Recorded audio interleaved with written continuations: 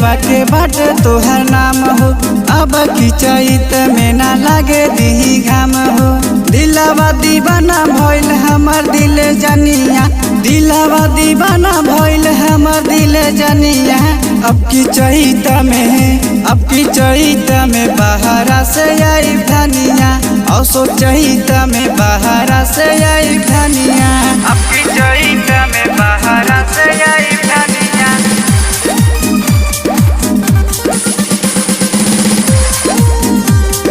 औसो चैत में बहरा से आई धनिया।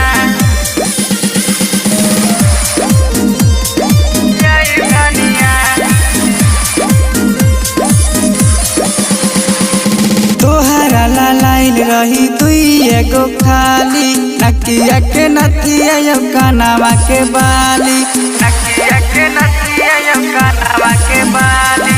तोहरा लाइल रही दुई एगो खाली, नकिया के नथिया यो कानवा के बाली। जाके बनवाइब हम कमर कर धनिया, जाके बनवाइब हम कमर कर धनिया। अब की चैत में बहरा से आई धनिया, औसो चैत में बहरा से आई धनिया। अब की चैत में बहरा से आई धनिया।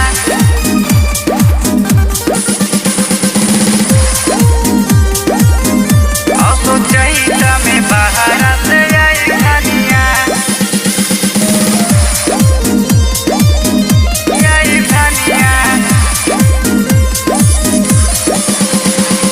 पूर्वा के हवा में थोड़ा थोड़ा नमी, पछुआ से अब कीजे बड़ी हो गरमी, पछुआ से अब कीजे बड़ी हो गरमी। पूर्वा के हवा में थोड़ा थोड़ा नमी, पछुआ से अब कीजे बड़ी हो गरमी। एसी कूलर लगावाइब रनिया, एसी कूलर लगावाइब रनिया। अब की